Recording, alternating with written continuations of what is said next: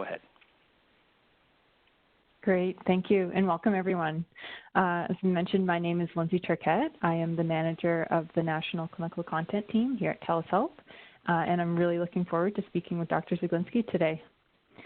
Before we get started, I just wanted to go over a couple housekeeping items. The first is, in order to ensure the best audio experience, we do recommend that you connect to the WebEx audio by phone using the dial-in number displayed on screen here. At this time, all participants are muted, but when it does come time to the question and answer period at the end of the session, this will allow you to ask questions live over the phone. We also recommend you switch the WebEx view to side-by-side view, which you can do by clicking the icon at the top right-hand corner of your screen. As mentioned, this session will be recorded, and a copy of the recording will be shared with all participants, and you should receive a copy of that in the next couple of days. We'll also be sharing the slides from Dr. Zaglinski's presentation today, and you'll be able to receive a link to download the materials after completing a short satisfaction survey at the end of the presentation. And as I mentioned, we will be opening the lines to a question and answer period. In the meantime, we do encourage you to ask any questions that you might have about the solution or other questions during the webinar. You can use the Q&A tool to ask those questions. And we do have a full team available to answer your questions on the tool. So I do want to thank Allison, Jean-Francois, Joe, Miguel, and Vero for helping out today with moderating the chat. All right, so let's get to it. So it is my absolute pleasure to introduce Dr. Joy Zaglinski. Joy is a Canadian psychiatrist who initially trained and qualified in family medicine from McGill University with a 6-year practice at a multicultural community health center in Southeast Ottawa. She's particularly interested in health promotion and prevention, and with her focus on mind and body, eventually led her to retrain in psychiatry from the University of Ottawa. Since 2007, she's worked as a licensed psychiatrist in Ottawa, Ontario, and her psychiatric training has provided her with a biopsychosocial approach to mental illness, including a number of manual-based therapies. She's completed a fellowship in women's mental health with an additional focus on anxiety, trauma, and eating disorders. And she also has an additional postgraduate training in group psychotherapy, expressive arts therapy, EMDR, brain spotting, and mindfulness. She currently works in private practice with the Ottawa Anxiety and Trauma Clinic, providing psychiatric and psychotherapeutic care to adults with complex histories and needs. So welcome, Joy. It's so great to have you today, and thank you so much for taking time out of your busy schedule to meet with us and share some of your experiences with leveraging virtual care in your psychiatry practice. Thank you. All right. So before we dive into your presentation, can you just give us a bit of an overview of your practice? Sure. So thank you, Lindsay, for that lovely introduction. Before I dive in, I'd like to start by just appreciating all those who helped to bring this webinar together. And to all of our listeners, friends, family, colleagues, a very big thank you for taking the time to be with us. I'd also like to acknowledge that I have been compensated for some of the time I've spent preparing for this webinar, but otherwise have no conflicts of interest. So just to point out this slide, in the upper right corner, you see an image of our waiting room, and the rest of the images are taken from my actual office at the clinic. As Lindsay has said, I'm a member of the Ottawa Anxiety and Trauma Clinic. It's an outpatient private clinic founded by Drs. George Fraser and Ken Welburn 20 years ago. And their vision was to bring their hospital expertise into the community to adults, couples, and groups in the areas of anxiety disorders and trauma in particular. Our clinic is located in a mall on the second level of Billingsbridge Plaza in Ottawa, Ontario. We are currently 7 independent clinicians who presently see adults, approximately 18 to 75 years, with a few of our staff providing care to couples. In the past, we've also offered groups and trauma-centered yoga. So we share resources, learning and teaching materials, and a fantastic office manager. We are 2 psychiatrists, 3 psychologists, 1 MSW, and 1 counselor, all with an interest in the treatment of trauma and anxiety. Great, thank you. So I'm sure we can all recall, where we were and what we were doing when the state of emergency was first declared back in March. I certainly can. Can you tell us a little bit about your experience with the state of emergency and just how your clinic responded? For sure. Yeah, those were days I'm sure I will never, ever forget. Shortly after the lockdown, there was a frenzy of planning, as I imagine it was for the majority. I was on staycation for March break, grateful not to be out of country as things were shutting down left and right. And I do remember feeling stressed and a little surreal. I remember waking up in the night worrying about my practice, wondering how I would continue to offer particularly psychotherapy and psychiatric care, but especially to the most vulnerable and isolated. And I could almost hear their panic in my dreams. Or maybe that's a projection. Let me say that again. It's probably my panic as well. Yeah, no, I can understand that for sure.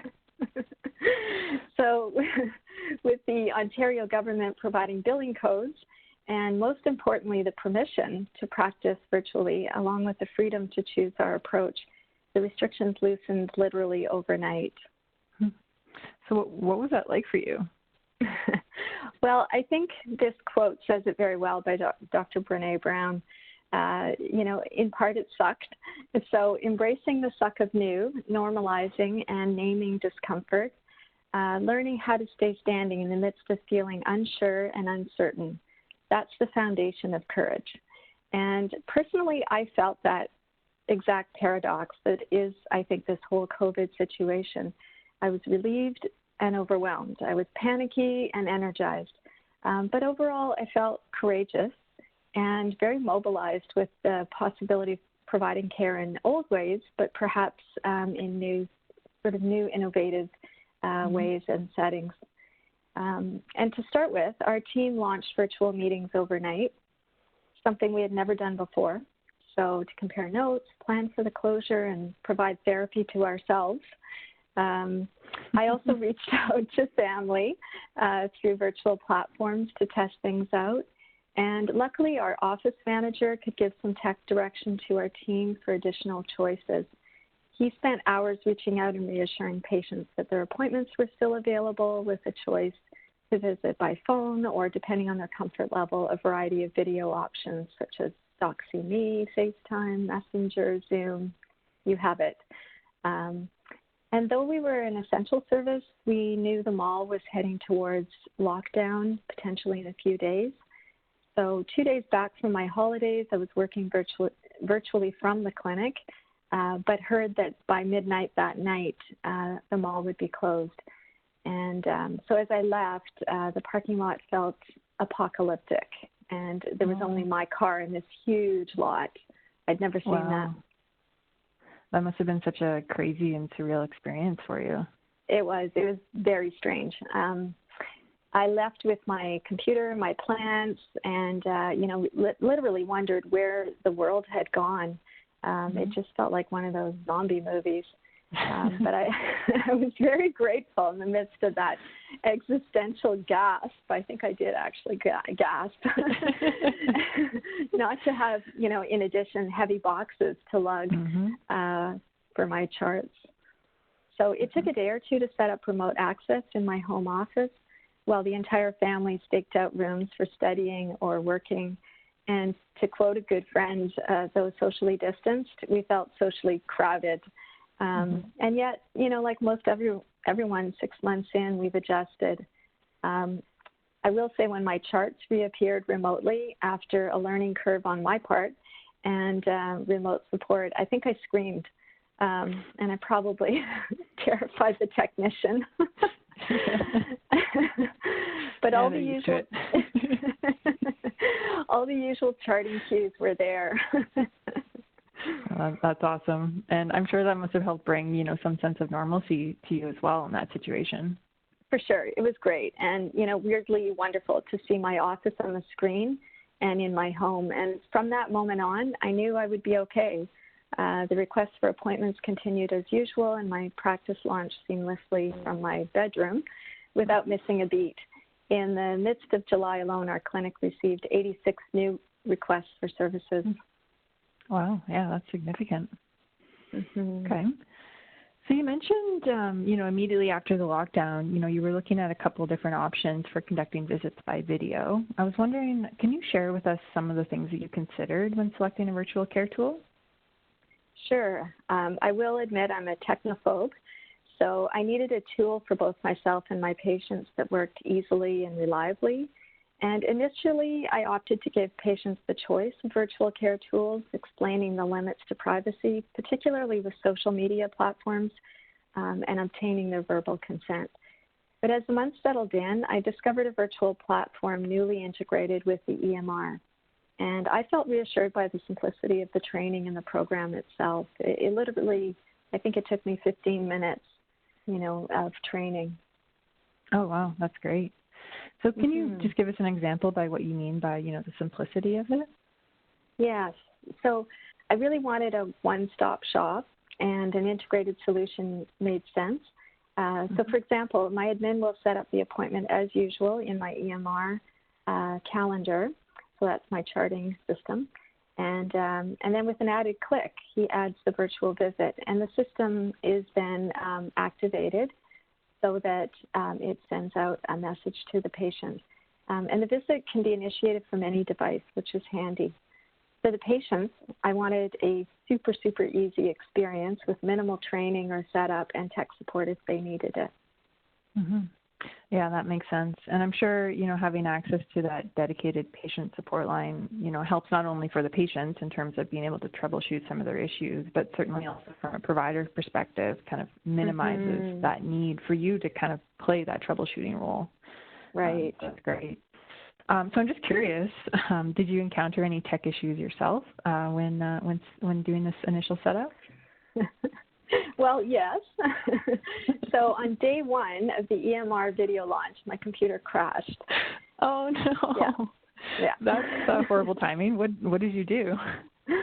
Well, I, first of all, had it rushed to a geek who diagnosed a hard drive issue, so this was going to be a long-term thing. So I was very, very grateful to have access to the charts and the virtual visits on my mobile device. I had trained for that, I think, 1 minute, but I was super relieved to see that it worked as promised. And after that experience, though, I did set up remote access on other home devices as backup. Mm-hmm. And that's great. It's nice that you had that option to kind of connect by mobile and have that backup plan, in particular in the future. So what kind of feedback did you first receive from patients? Feedback was actually very positive, and that gave me the confidence to encourage more of my patients to make the switch from whatever we were using.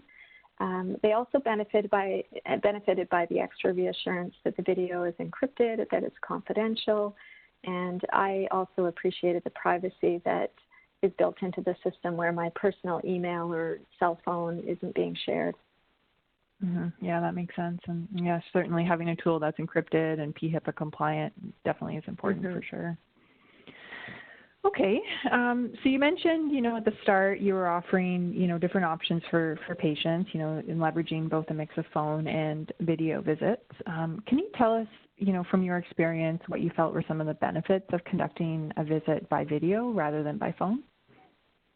Absolutely. Though psychiatry is commonly thought to be an intellectual study of the mind, leaving the brain for the neurologists, we know from research and clinical practice that mind, brain, and body are integrated systems. So in our offices, we observe what is said, but for psychiatrists in particular, what's even more important is how it is said. Video visits expand our set of information with access to the face, the body, posture, blinking, yawning, etc. So from decades of research in corporate, business, and clinical settings, the body language is a kind of stethoscope. And we know that the body wants to tell the truth about what we are feeling. We can often feel that when we're trying to hide something. And it will compensate for the things that are said. And on this slide at the bottom, you see some statistics. This is from Professor Merabian's research. It's been found in regards to the communication of feelings and attitudes that we stand to gain an additional 55% of meaning through facial expression alone. So in other words, by phone, we hear the tone and the words, but we potentially miss half of the meaning that is communicated non-verbally. From neuroscience, it's shown that our limbic system, which is the reptilian part of our brain where emotion and threat detection resides, that is where the communication to our face and body is faster than our rational thought. So according to research by trauma researcher Dr. Bessel van der Kolk, we live our lives in the theater of the body. And from his seminal work, the body keeps the score. So in other words, the eyes, the face, the body provide a window into the patient's deeper self where paradox and ambivalence may reside. For therapists, exploring this is, in fact, our daily bread. And I have clients who tell me, I'm fine, while their body shakes with another story. Yeah, and that's really interesting. So really, it's very difficult to kind of hide some of those expressions and feelings, particularly we are on video. They have a tendency, it sounds like, to come to the surface regardless of how hard we are to trying to hide it. That's really I agree. Really cool. I agree. Okay. So you're working from home now. You're jostling for space with your family. What did you need to actually set up your home office? Mm-hmm. Well, our house is an open concept and sound travels. This is two images of my home office. And the first consideration was a room with a door and one that was least likely to interest my family and pets during the day. I also wanted to see the door to wave away the curious. My population's easily startled and especially sensitive to intrusion. To improve the lighting, I had to keep the blinds closed and add lamps. And I learned a hot tip that turning up the lighting on my screen also serves as a lamp of sorts.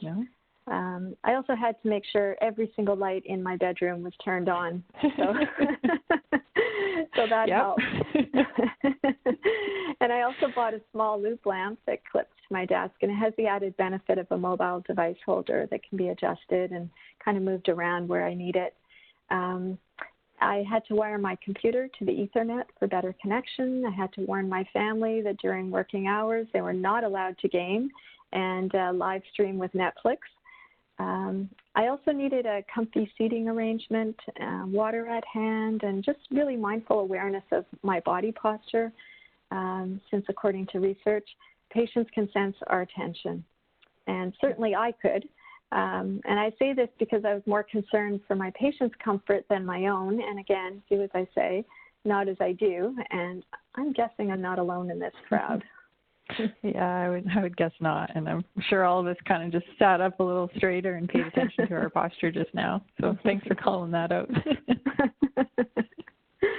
So, yeah, in the first weeks, I was working 8 to 10 hour days back to back. I found my body definitely talking at me, sometimes screaming at me, and I had to adjust the height of my keyboard for a time until I resolved the setup. But as I found my rhythm, I also would try to do little stretches, just kind of move about a little bit, because I found initially I was kind of frozen in front of the screen. Mm-hmm. If I felt restless, I resorted to slower breaths, just longer, deeper breathing. And another tip I learned from listening to patients was that their foot tapping or fidget toys were amplified by their microphones, and it can be hard on the listener. So, I was mindful of not making noises. I had to adjust to the brighter lighting from the screen and lamps, reminding myself to blink more. Literally, I had to say blink and stop staring. In addition, I found myself pointing out my gaze, kind of as a show and tell. So where I saw them on the screen versus where I saw the charts, and then where I saw the camera. And it's a juggling act for sure. And I would say that's a big part of the learning curve and likely contributes to screen fatigue in the first few weeks. At times, I missed things because I was trying to remember eyes on the camera. I was trying to give my eyes to the patient and very aware they were deep in their process. And I felt torn between watching them on the screen versus giving them my eyes. And I think it's an added pressure for therapists in particular. Dr. Diane Poole-Heller refers to this connection through the eyes as the nonverbal gleam of a caregiver with child, or in our case, the patient, and building this emotional security with our presence so that the patient feels felt or gets got. Mm-hmm. I also let my patients know if I needed to reach for something outside of the camera view, again, to orient them to the invisible parts of the office. And as much as possible, I did try to have things at hand so that I wasn't moving too much. I found myself explaining noises that came from other parts of the house, and patients seemed to appreciate that, knowing it was still a private session. I would say that home life has the added challenge of potential breaches, all of which need to be thought through, and when they occur, because they will, in therapy at least, it needs to be discussed and repaired. We call this the grist for the mill, and it's usually unplanned. It often catches us off guard, but it's potentially therapeutic in the end. Mm-hmm. Yeah, no, so thank you for sharing some of those tips. And I know you've also included a link to a blog post that also goes over some other tips and tricks for setting up your office and for making the most out of a virtual visit. So we'll make sure that that link is provided along with the presentation. Great. Okay. So you've kind of shared with us how you prepared your office to go virtual. Can you now kind of just walk us through some of those steps or what the process is to actually set up that virtual appointment with a patient?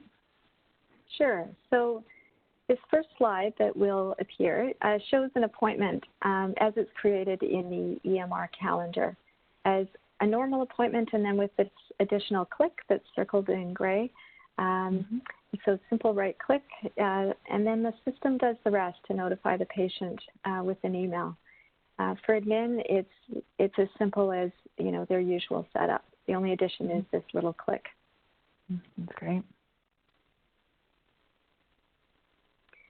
This image is what the patient will receive via email.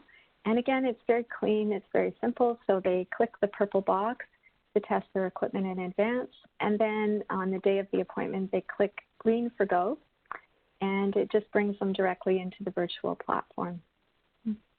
Yeah, that's a nice clean interface for the patient for sure. Mm-hmm. In this slide, we see the patient's, the provider's calendar. So it says here, Grandpa. Grandpa is set up for a virtual visit. And here we see how the provider will simply click on the patient's name and then start the virtual visit with another click. And that's it, you're in. Wow, that's great. So here is what it looks like from a tablet or a mobile device. So it's basically the same thing. You bring up your charts, your calendar, the patient's name, and a simple click where it says Start Virtual Visit.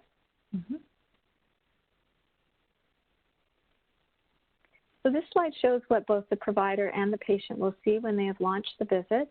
The system offers a final test of the equipment, and if by chance you have 2 cameras or 2 microphones, you can choose your preference that day or just stay with the default.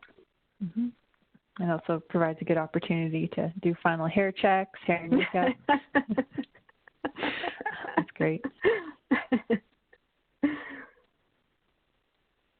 So in this slide, you see yourself in a small box to the left and the patient's up on the larger screen.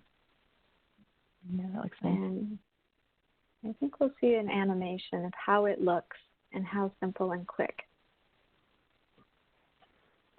Yeah, so it is actually quite quick. I know you kind of walk through those steps, but to see them all together, it takes a couple seconds. Exactly. That's great. That's great.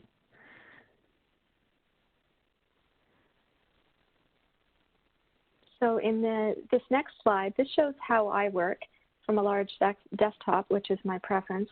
I open my calendar and the chart on the left, and then click for the virtual visit and bring it up on the right. So that's exactly how it looks for me. I can, it just takes a few minutes to start my day, and during the visit, I can check medications that are in the patient's file, their renewals, labs, anything that's relevant to the session. I can attach forms to the chart for a quick mood check, and with the results provided instantly by the system, and I can share that with the patient. If medications are up for renewal and the patient's pharmacy is listed with prescribed, I can do a secure medication renewal directly during the session. Yeah, that's great. That's so handy to have all that medical information, right there at your fingertips when you're doing your appointment. I'm curious, actually, did you used to chart during the visit when you were doing your sessions in person, or has this changed with virtual visits? Yeah, I didn't chart. I found it to be too difficult, and I would transcribe either end of session or end of day.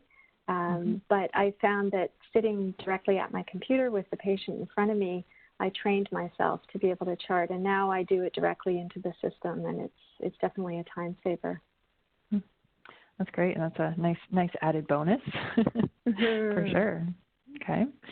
I also know that, one of the other features of virtual visits is that it does allow for multiple people to connect to a session at one time. And I think we typically recommend, a maximum of 6 people. So it could be a mix of providers with a patient, or, perhaps a group therapy session with multiple patients, or a patient and their caregiver and their family. I'm curious, have you used this feature before, or do you think it's something that could be valuable in your practice? I think it can be valuable. I haven't used it yet, but I imagine it would be great if you're doing, for example, group therapy, family therapy. I think it could be very helpful for a team of providers who are sharing care, or family members who are invited to join in from a distance, and or a couple or family that's fighting and don't want to be in the same room with the same device. Yeah, that's a good option for sure. Okay. And what's, so this is a virtual visit. So it's how it appears on my phone or how it would appear on a patient's phone. And the patients also have the option of using their phone, tablet, or computer. That's nice. And I know you mentioned this is something that you've used before in the past, so that's cool. Okay. Can you tell us about some of the tips, or some of the tips that you would share, with the audience here today on how you would approach a virtual therapy session? And I guess I'm curious, has it been challenging for you to maintain that therapeutic relationship now that, these sessions are virtual? So I've divided a typical therapy session into 4 components. So this slide is kind of some of the thought put into setting up for success before the visit starts. I would recommend buffer time. In other words, giving yourself a little, if you're new to virtual visits, giving yourself, maybe a little bit more time between sessions, maybe alternating between phone and video sessions. And again, do as I say, not as I did. I didn't do that. I would anticipate screen fatigue for sure in the first week or 2. And that's why phasing patients in can be helpful. So another tip is to take a quick look at the chart while the system is connecting me virtually to the patient. Prior to COVID, I didn't always have the time to do so since I'd be transitioning people in person down the hallway. So that's a handy feature. And I would suggest, if you're not used to doing it, moving gradually towards charting as you go. And again, that just saves time at the end of the day. Yeah, that's definitely a good tip for people who are just starting out. And it's also great to hear that it actually has saved you some time. Absolutely, yeah. And in a busy day, every minute counts. And this is definitely a bonus that I didn't expect. Yeah. So when I begin a visit, I welcome the patient into the virtual office. So this slide is kind of about the steps when the patient is already there. I reassure them if they appear to be anxious. I do a brief tech check. Usually it's, can you hear me?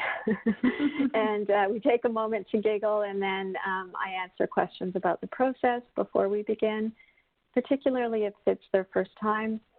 And as well, I explain how I plan to reconnect if tech fails or freezes for a time. So I have my phone handy. I also invite them to have another phone handy, and to confirm their contact information, which should be usually in the chart, but I just make sure it's updated.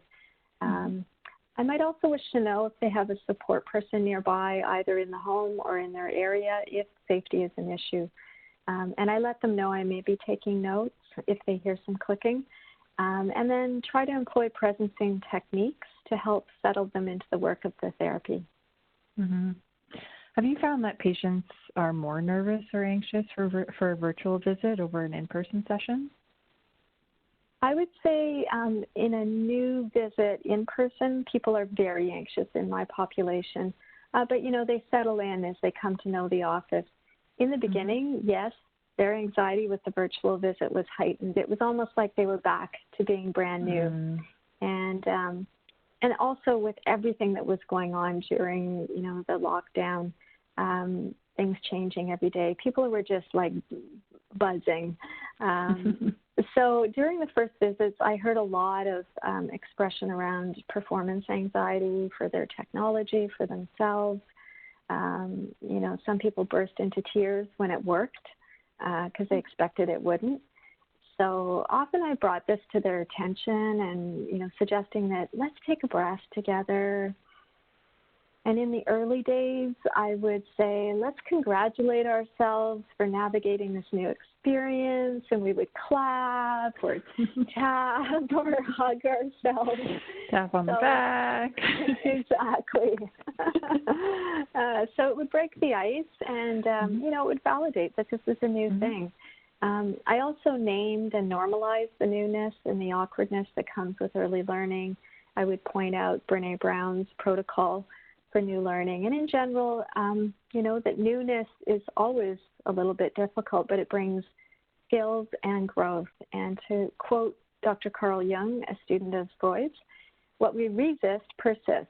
And we know this to be true, and it's the essential truth of anxiety disorders that avoidance maintains the disorder rather than, you know, if we deal with the issue, if we deal with the new approach, we get better at it. Makes sense. Yeah, so this is a slide by Dr. Brené Brown. She's a long, tall Texan with a sense of humor, and but a very well-respected social scientist. And she calls this newness, for the children who might be listening, my own, the TFT, or for adults, the FFT. Her work on the study of new experiences helps give meaning to the discomfort. And I'll read the quote. The discomfort of exploration, of doing new things, of being an awkward rookie again, that's the juice. It's our lifeblood. It's the secret sauce. Yeah, so that would usually, that would usually get a laugh from people. And so to help with their anxiety, I would share the quote. I would share this, the quote comes from a podcast that Dr. Brown created on March 20th, 2020. So she too was speaking about, you know, lockdown and sharing the podcast in her son's closet because it had the best acoustics. And I would reassure them and myself in the early days that this too shall pass. And we know for certain that reality is change. And it's probably the one thing we can count on in life, particularly during this strange time where every day brings new changes. But if initiated by the patient, I would also share things like the color of my pajamas or my sweatpants, you know, whatever was outside of the screen. And they'd seen this on the news and they were curious. And this never failed to bring down the tension, more laughter, more breathing. And some wanted to share pets and family. But if they seemed concerned about privacy, you know, if they were looking over their shoulders, whispering into their device, I would ask whether they needed to make adjustments to feel more secure. For example, to use earphones, cover vents, lock doors, whatever they needed. And I also suggested ways to make their devices hands-free so that, you know, we could do maybe some of the calming, grounding techniques. That makes sense. Okay, so you've welcomed the patient into your virtual office and you've, you know, helped to kind of calm some of that initial anxiety. What techniques do you actually use to help build that relationship during the visit? So during the session, I might suggest we take a moment to invite the presence of calm, creating a shift from the outer life to inner life. I listen for the emotions. I verbally acknowledge what they are sharing, if possible, in their own words, validating especially any distressed experiences. To help them feel heard and reassure that the screen is not frozen, I might use small movements, or sounds or facial expressions, just to encourage them along. Because audio can also lag, slowing my speech was sometimes helpful for that, or my questions, so just pausing a little more to avoid rushing them. In the early days of COVID, much of the session focused on coping skills and managing expectations. Many felt helpless and out of control. So we focused on this new experience. First of all, I invited them to change the wording of lockdown and quarantine to retreat. We're all on retreat. That sounds so lovely. Yeah. And who knew it would go on for months and months and months? Yes, it's an extended retreat.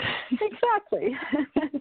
And, exploring what was in their control and how they were choosing to manage their time. In particular, the infodemic, watching the news, 12 hours a day, and their catastrophic thoughts that usually followed that. I spent time teaching and reviewing self-awareness exercises to assist them with future worries, and helping them to really shift back to the present, where in fact they were actually secure, they were safe, they were healthy. Can you show us how you might do that? Sure, yeah. So for those I know well, I might invite a brief check-in with themselves. I might say, eyes closed or soft, and I would slow my speech. For example, I might use calming words like softening, slowing, just growing more comfortable in the chair, noticing the sounds around us, my voice supporting you, the sensation of the chair holding you in this moment, your feet touching the floor. But in this breath, this moment, all is well. And so techniques like that. So for those who might benefit, I would also teach them mindfulness protocols. There's YouTube videos by Dr. Tara Brach that teach this particular technique, which is RAIN, and it's an easy acronym to remember. R is just recognizing what you're feeling, noticing where you're feeling it in your body, and if it's in an area that you can put your hands on, you may even want to put your hands on that part of your body and just offer that support.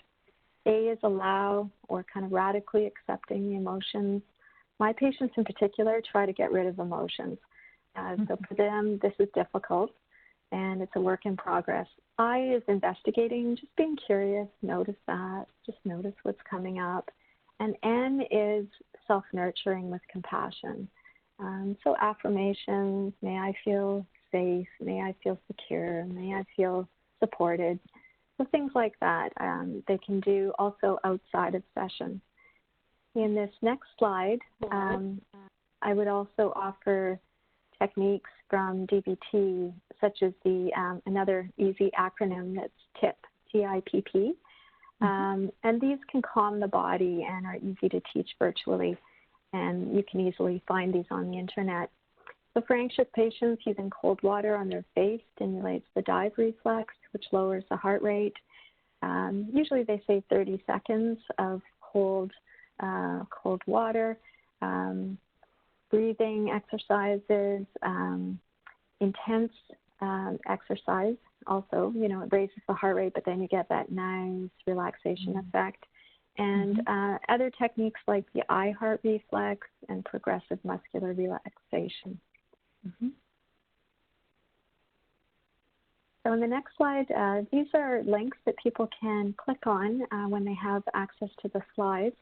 I won't go into it too much, but just to say that this eye heart reflex, also called the Ashner reflex, which is familiar to ophthalmologists when they're doing surgery on the eyes, it stimulates the vagus nerve when we use the eyes, either with vergence or with pressure on the eyeballs. And this elicits the parasympathetic nervous system. So that's part of our nervous system that is involved in resting and digesting, so that we can then elicit, tend, and befriend, which enables us to reach out and connect with ourselves and others. And research shows this is a critical factor in stress resilience and well-being. That's really cool. Yeah, so maybe we can just take a moment to demonstrate this I heart reflex by having, I'll have you, Lindsay, be my demo, and people can join in once you have a sense of what Lindsay is doing. So if you have glasses on, you may want to take them off. If you have contacts, just be careful not to rub your eyes. So just starting, and this isn't necessarily part of it, but I like to do this, just rubbing hands together to create some heat, some warmth. It's also a little bit of exercise for the stressed patient. And then bringing them to your eyes and just leaning into the palms so that the palms are like a pillow holding your eyes. It should feel comfortable. And just taking in a deep breath, letting yourself feel the release. And for all those who have had a long day, just letting go, melting with a sigh. And if you like, you can bring your head forward and rest your arms against your torso. Just feeling a nice stretch in the neck. That's it. So softening and inviting your scalp, muscles in the eyes, cheeks, tongue, to release and let go. And for those who practice yoga, there's something called ocean breathing or Ujjayi breathing, which creates a sound that also helps anchor the mind in both the sound and rhythm of the breath. That's it. Excellent. And now, carrying that calm and relaxed state with you, I'll invite you all to gently release your hands. Still with eyes closed, just bringing yourself back into your sitting position. And then just slowly opening your eyes and returning to the awareness that you're here with me watching a webinar. Oh, we're still in a webinar. Welcome back. That was actually really nice. Thanks for kind of guiding us through that. It's crazy how much how quickly you can kind of get into that relaxed state. Mm-hmm. That's really neat. So do you share some of these techniques when you're in session, or how do you share, I guess, these techniques or some of the links that you had with your patients when you're in session? Yeah, so I share them verbally, and I also share them. There's a little chat box, and this image shows the chat box being brought up.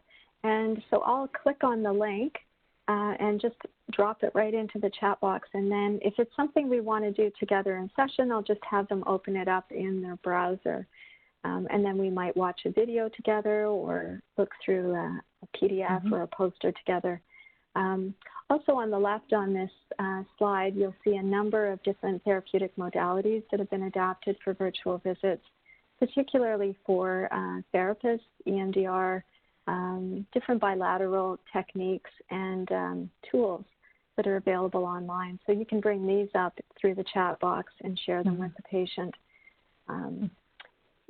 So there's some other things there too. There's meditation and some calming and grounding techniques. Yeah, that's really handy to kind of be able to share that, while you're in session and in real time. Okay. So how do you wrap up a session?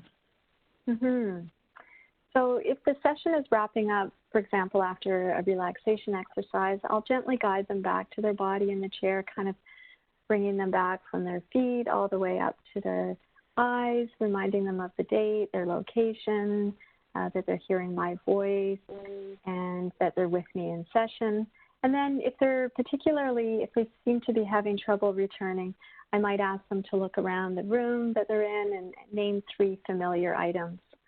I will provide usually some sort of homework. Sometimes it's just a simple thing like I invite you to take some pleasure or enjoy, that thing that you said you wanted to do. I also might provide educational material, and I might reinforce anything that we've discussed with a patient teach back. Just a quick little, what did you take from this session? I remind them of medications if they need adjusting or renewing, and when appropriate, I email a requisition for their lab work. The other nice thing with the chat box is if we're looking at changing medications, I can bring in information about medications. And I ask if they have a follow-up, and if not, I refer them back to my admin to do so. I can also send messages through the chart directly to my admin if I'm concerned and really want them to be seen sooner than later. And finally, I take a moment to just help them transition by asking what might be next on their day. And then we close off. Yeah, that's great. Is there anything you do for yourself as a provider when you're wrapping up these sessions and kind of going from session to session? I know you now no longer have the walk down the hallway to kind of regroup. So just curious if there's things that you do. Yes. So when I am disciplined enough to use them, I find these are short little videos that you can pull up from YouTube, and they're like 3 to 4 minutes. Just nice little stretching exercises that can help sitting in the chair. Or I'll just get out and bend over and touch the floor, and I find that's just like a great stretch for the back and shoulders. Yeah, so just kind of taking the time to pay attention, how am I feeling? And, yeah, sometimes it's a bio break or a washroom break. Yeah. So you've been using virtual visits for a few months now. So I'm curious about, how it's going and, some of the feedback that you've received from patients now that it's become more established. Yes, so patients have been very pleased with it. No one who has launched with virtual visits wants to go back to phone or to the other systems that we were using. I'll start with the challenges or the griefs on the right side of the screen. So in the beginning, there were concerns with lack of privacy and, for me, controlling the environment in particular, but also some patients finding that, they were concerned that their family members could hear them.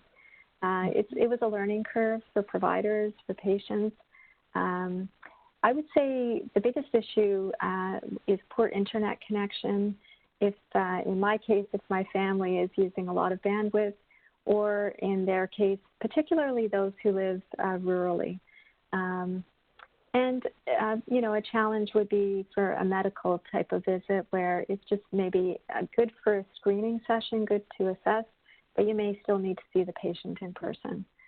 On the other side, on the left side of the screen, we see the gains that have come from virtual visits. So I was surprised, and so were my patients, how strong the connection was, how we really felt like we were in the office. You're partly using your own inner imagery, and you're kind of feeling your way back into the office. We were able to maintain connection and momentum, and there was no interruption to their therapy. It was very convenient. It saved time. And, of course, most importantly, it was COVID safe and continues to be COVID safe. And an added gain would be that there's cost savings. There's no gas. In our mall, parking is free. But, in many locations, parking is expensive. There's childcare costs. There's the office space. So could be potentially a significant gain. Yeah, that's great. That's fascinating. Well, Joy, I know we're getting close to the end of time here, so I do really want to thank you, for you taking the time to speak with us today and for preparing this presentation. I know it's been really interesting and cool from my perspective to kind of learn about some of the experiences that you've had with virtual care. So before we move into the question and answer period, was there any final thoughts or words of wisdom that you would want to share with the audience today, or perhaps for some tips for those who are, just considering making the move to virtual visits? Yeah, I would say that psychiatry is especially well suited to virtual visits, and in some cases it might be more appropriate and even more therapeutic. So for clients who are housebound, for example, and unable to access services at all, the severe agoraphobics, those who can't leave their home, a virtual visit can be a first point of contact. And these are people who have been without care for often years. Clients can begin the exposure from the comfort of their home while working to develop distress tolerance skills, building an alliance through the virtual platform, and then gradually exposing themselves to feared setting with a hierarchy that we can create together. As well, we can accompany them in these efforts as a virtual coach with their mobile device in their hands. For those who live far, rural, or up north, care can be provided where there was none. And for those who are unable to travel or leave home due to medical issues, childcare, or transportation issues. Here in Ottawa, we frequently have snow days, freezing rain days, so virtual visits allow therapy to proceed as usual. For busy people, a virtual visit can be slotted into their day without the added travel time, which in some cities could be up to, half a day, or for some people it's a full day to get to my office. In addition, there are those people who do work harder in the safety of a virtual visit. They feel safer, their guard is lower, they haven't had to navigate them all and all that, all that intensity, and they access their inner world with less resistance. Finally, and this is a new discovery just in the last few weeks, the benefit of clients or patients seeing themselves on video, although they tend to say, oh, I don't want to see myself. For those patients who have severe post-traumatic stress and are particularly what we call dissociative, so they're easily tranced out or spacey, it can be very grounding to see their adult self despite, feeling regressed or childlike. Yeah, no, that makes a lot of sense. So there's definitely a lot of value and benefits going forward in terms of leveraging virtual visits for sure. Okay. And I know I kind of skipped this question, but any final thoughts before we move to the question and answer period from you? I know you had some last words of wisdom. So as you can tell, I really like Dr. Brene Brown, and I think this quote sums it up really well.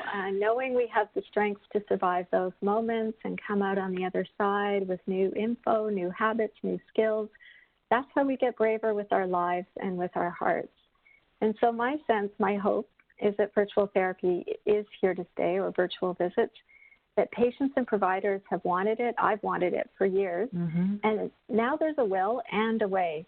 I believe that along with face-to-face, it offers an exciting, innovative approach to psychiatry and may resolve all obstacles to care in this vast country that we proudly call home. Yeah, no, that's great. Well, Joy, we've officially come to the other side of this presentation, which is great. Before we jump into the question and answer period, and I know we're getting short on time, but certainly I think, we'll stay for a little bit after the hour is up. I just wanted to remind people that once the session ends, there will be a screen that shows up that will prompt you to complete a survey. And the screen will actually look like this. So once you click continue, it will take you to a separate screen where you can complete a short satisfaction survey. Once you hit done on that, it'll redirect you to a new window, which will allow you to actually download the copy of Joy's presentation. And if for whatever reason the screen doesn't show up for you, you can also use the QR code that's on screen here, or you can follow the link as well. Okay. So let's open the line for questions.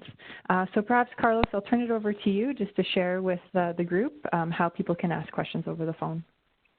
Yes. So if anyone needs to queue up to ask a question, you can press 01 on your keypad. Once we see the line queued up, we'll grab your name. So you'll have to press 01 again. If you change your mind, you just press the pound sign. We are seeing some coming in, so we'll take care of the names there. Okay, great.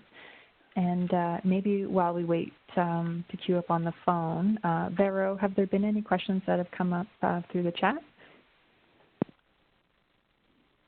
So I'm going to comment into a question. So it's Allison here. So somebody mentioned that we're developing skills to detect behaviors via the video. So you mentioned visual cues. Have you noticed an improvement in your ability to detect visual cues over your use of virtual visits? Is that for me? Yes, Joy, that's for you. So have you noticed improvement in your ability to detect the learning, the visual kind of behavioral cues that they provide over video? The visual cues that the patient is present. I'm not sure I understand the question. Have you noticed your skills improving in detecting the visual cues the patients are offering? Oh, are you picking up more? Are you getting better at picking up those cues that they're offering over the virtual visit? Got it. Yes, I would say so. Yes. I think in the beginning you're trying to pay attention to so many things that it's just a lot. It's like juggling a lot of balls, and you're going to drop some. But I think over time, some things just become procedural memory, and you don't have to think about it. You're just kind of doing it. In fact, sometimes, it gets to be so automatic that you kind of forget how you actually do it. You just do it. So I would say I have gotten better at picking up cues. Mm-hmm. Yeah. Yeah, for sure. That makes sense. Carlos, do we have anyone on the line? Or otherwise we can take another question from the chat. Oh, we do. We have Kevin Sampson. Please go ahead.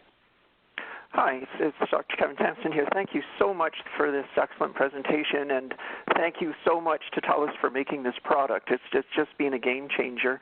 And I have to say, this is, I think, the first webinar that I've attended that's actually been both educational and therapeutic. I'm feeling calmer, and I appreciate that, and thank you for that. It's been a long day, and it's a nice way to kind of wrap it up. I'm a family physician, and I find that a lot of what you're saying certainly translates to primary care as well, so it's very useful. Mm-hmm. I've gone through other systems, so in terms of using virtual care and Think Research and OTN, but it really changed when I started to use the TELUS system because it's integrated, and that I can tell by your presentation too. It just makes so much difference. If I could just share that when I started my own family practice, the best advice I got was actually from my dad, who said, it's location, location, location. And he was right. I picked a good location. And as you were talking, I thought, for my virtual practice, it's been integration, integration, integration. So I really appreciate that. I could add one other caveat. It's very perceptive what you're saying about how the patient can see themselves. And, we're losing a dimension when we're going from 3D to 2D this way, but we're gaining dimensions as well. And in fact, we're seeing ourselves. I'm looking at my adult self as well, talking to the patient, or my professional self talking to the patient, and I think it really does add to the kind of care that we can deliver by actually noticing how we're appearing to the patients, which is brand new in terms of what we're doing. I really do think that this has been just a crystallization of where we were going a lot anyway, and I really think and hope that we're going to continue with this virtual care beyond the pandemic. That being said, I have two requests/suggestions for TELUS. When the emails do go to the patient, they're coming from noReply@virtualvisit.telushealthcare.ca or something. And first of all, it's going to spam and junk, and secondly, patients don't recognize it's coming from us. It would be great if we could customize that so that they could see the email is coming from a recognizable site. And just the second point is, being in primary care, we do need to visually see other things like rashes, etc. And it would be great. I'm actually using a snippet tool to take a screenshot, but it's a bit of an ordeal to put it into the chart. So to be able to just grab a screenshot would be helpful too. So really appreciate it again. Thank you, and I'll leave it to the next person. Thanks. Thank you. So I can comment on the last point you made. So the ability to upload patient pictures to the chat is actually coming soon, and from there you'll be able to integrate it directly back into your EMR record. So hopefully, rather than taking a snippet or a screenshot, we'll give you the ability to upload pictures directly through the virtual visit solution. Yeah, that's great. Should I move to the next one? All right. Yeah. Thanks, Dr. Sampson. Carlos, who's next? So we've got Dr. Campbell Kukreja. Please go ahead. Hi. Thank you for a great presentation. I was only able to listen in. I couldn't see it, but I'm thankful for the great topics covered. The questions were excellent, and the answers were very genuine and very user-friendly. So thank you for that. I have a couple of questions. One is about, you mentioned about body language, and a laptop actually, unfortunately, and even a desktop doesn't lend itself to both audio and visual at the same time, and practicing a form of psychotherapy whereby the body, especially at least above the knees, or actually the whole body is absolutely necessary to see, makes it very difficult to do that especially for patients because they may or usually don't have access to an external microphone, which they can then sit back and then.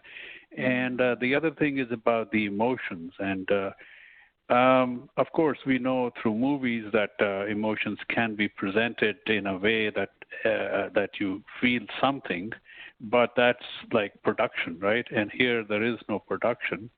And so that is one question. Secondly is about, and maybe you've covered these, and what would be the downsides? Are there any other downsides? And thirdly is about if you're supervising residents, or if you're teaching and supervising. So how do you tackle that issue? I'm also a psychiatrist, so interested to know. Thank you. Mm-hmm. Sorry, did you want to take that one? Sure. Yeah. Yeah, so I agree that without being able to see the whole body, we are definitely missing some of the language. I have some patients who have a specific movement of the leg that I can't see, although interestingly I can hear it. So the microphone picks up the tapping. But definitely if they could sit further back, if they that would be ideal. And I know I listened to a webinar with the somatic experiencing crowd, and that's one of the things they suggested was, if you had to get the person to sit further back so that their whole body is visible in the screen. I would add that in some ways this forces the patient to be kind of a co-therapist where you're having them maybe pointing out what they're noticing in their body. And for my particular population, they're so disconnected from their body that this is actually something that, I can say to them, I can't see what's happening below your, maybe abdomen.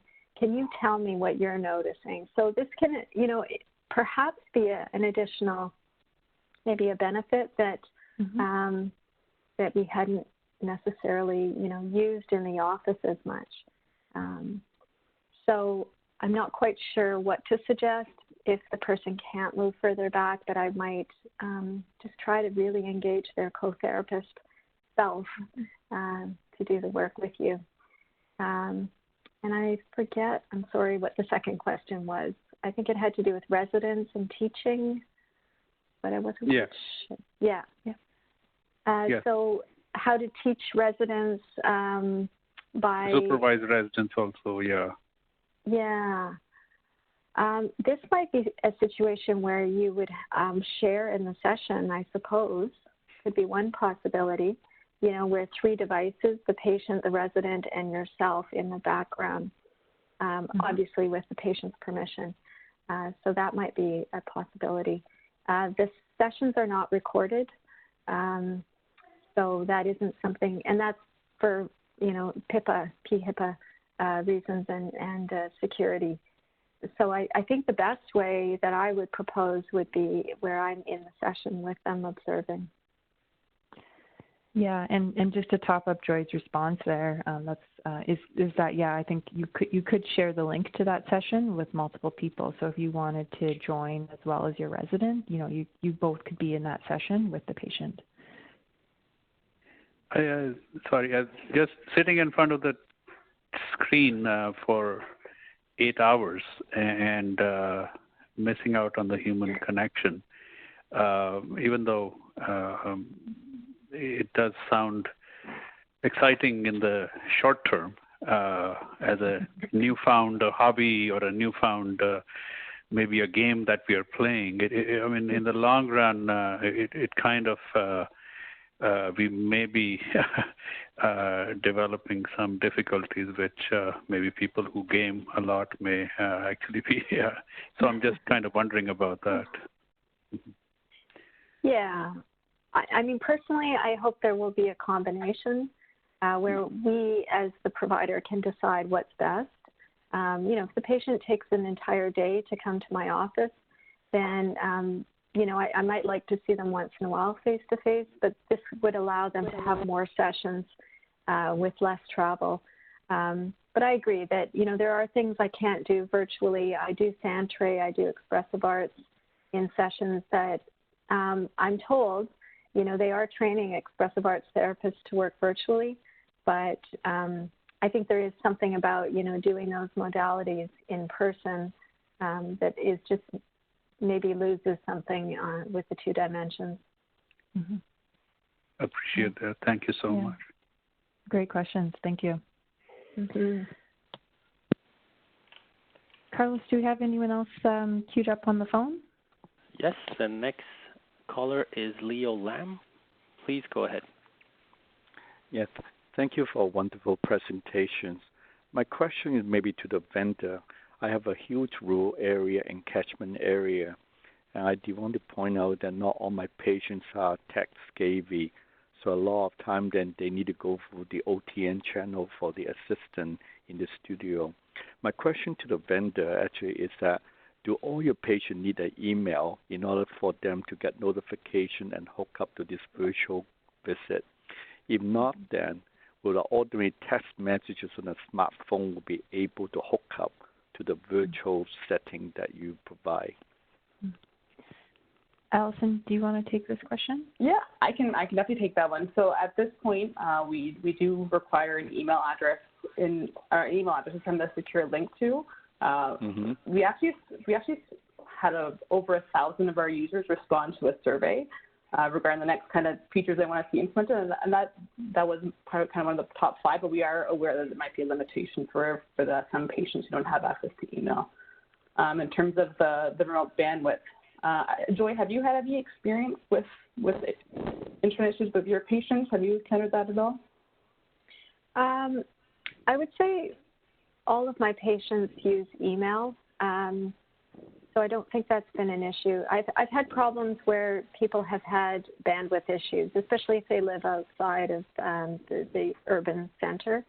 But even then, I've had people who lived in quite a rural area, and we were able to do virtual sessions. I think it varies. I think, what I would say, and this is true for some questions I've had about seniors, is that it comes down to technology being updated, as much as possible, plugged into Ethernet if it's a computer, and, as fast a speed as they are able to purchase in their area. So that's something that I've noticed with some people. Their technology is old. It's like 10 years old, and they're trying to do virtual visits with systems that are just not updated. Yeah, and in terms of the patients, you mentioned they might not be tech savvy and for support. So again, we do our best to be the technology troubleshooters. We have a 1-800 number that they can access to kind of help troubleshoot some of their older technology as well. So we're really trying to make sure that everyone can utilize the virtual visit with no matter what technology they have instead of their or at their hands. So hopefully take a lot of the troubleshooting away from you and let you rely on seeing your patients, and we'll take care of the technology troubleshooting from our side. Thank you very much. Appreciate it. Great. Thank you. So I know we're getting close to overtime, but do we have any other questions queued up on the phone? We have 2 more. Okay. The next one is Brendan Chu. Please go ahead. Oh, hello, I'm Brendan Chu, family doctor in Burlington. Actually, I've used the system when it first started in March, April, just once or twice. Now, at that time, it seemed to be there's some limitation as far as booking the virtual visit with the patient. I think I need at least 15, 20 minutes or more to go through the internet so the patient gets this notification. I think that's better now that I can almost do it within minutes when I talk to the patient. That I can. Yeah, so I can take that one. So going back to that survey, I mentioned about what our clients said was actually the number 1 piece of feedback we had was more instantaneous sending of the link to the patient. So that is something that we have improved. Again, I think the maximum was 6 minutes before for them to the link, but now we're spreading that down so it's almost instantaneous. So you can make those ad hoc visits from telephone to virtual visits kind of on the fly. So that was feedback directly from our clients that we wanted to implement to support you with this solution. So hopefully you'll see that improvement, again, with how quickly they get the secure link. Okay. The other thing, you may have gone through this, just I suppose actually I did see a patient virtually because I have some lesion on her eyelid, which on the phone is almost impossible. So I actually talked to her and I booked her almost a few minutes later we got through. And when I saw the lesion on her eyelid or any other rash or anywhere, that is some way that I could lock that picture into my EMR. Yeah, so that's another enhancement that we have part of the virtual visit solution. So in the fall, again, coming up very shortly, that was one of our first improvements we made, was the patient will upload a picture from their iPhone directly into the chat functionality. And from there, the provider can view it full screen. They have the ability to import it directly into the patient's record and in the TELUS EMR as well. So again, I know it's hard to kind of have a picture or a patient pose in that long to get a screenshot, as Dr. Sampson was saying. So we kind of took that functionality and made you upload a picture through the chat function. So you can get that eyelid lesion well documented inside of your EMR. Okay. No, so I may have missed it. Now, I do know right now I'm using my cell phone, not on the virtual visit, just seeing a patient, I take a picture, I load it in the chat. I do know how to do that. But during the virtual visit, a certain thing I click and then it locks it in, same way or no? So they'll see that functionality come in the fall. So again, that's something that's coming up in the future. So the patient in the chat functionality, they'll see a little click on the camera icon. They can click on that camera icon in the chat and upload a picture directly in the virtual visit solution. So that will be coming shortly. Oh, okay. One quick, I'm sure you went through that. Can I type my notes during the visit? Yeah, so I might have Joy comment on kind of her techniques for how she documents the text notes and sees the patient at the same time. So Joy, what are your strategies for documentation? Sure. Yeah, so I work from a large desktop, which is my preference, and I split the screen. So I'm on a Mac. I split the screen and I have the patient on the right from the virtual visit, and I keep my charts on the left. And in the beginning, I was handwriting and then trying to madly chart. But I found, because it's all very handy and it's sort of in this triangle, that I started just charting as I went. And I think it's something that I had to train up to, that now I don't even pick up my pen, unless I need a little sticky note reminder, but otherwise I'm charting as I go. And I will tell people if they are hearing a clicking. I haven't heard anybody complaining or saying that it's, creating a noise. So I really like that. And at the end of the day, my charts are, I may have to go back and fill in a few little details, but basically I've got the note there. Okay, great. Thank you. Yeah. Okay, thanks a lot. Great. Thank you. All right, so maybe we'll take the last question from the phone and then we'll wrap up. Great, so the last one is from Tim Guimont. Please go ahead. Hello, thank you so much. This has been very helpful. I had a question about groups, and I know, Joy, you were saying that you haven't used this yourself yet, but I just wanted to find out a little bit, maybe that the team from TELUS can answer. I'm thinking about the note-taking in group and also when we co-facilitate. Like, is it possible to have two co-facilitators that are both in the EMR simultaneously, and is each individual, is there a group note that's being generated for all those people, or is it like you've created a visit for every single person individually at an identical time? I'm just kind of trying to figure out how one does the paperwork. In groups, would typically write one note for everybody, is how in written practice we work.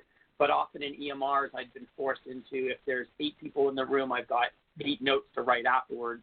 And I'm just kind of curious about that part of it.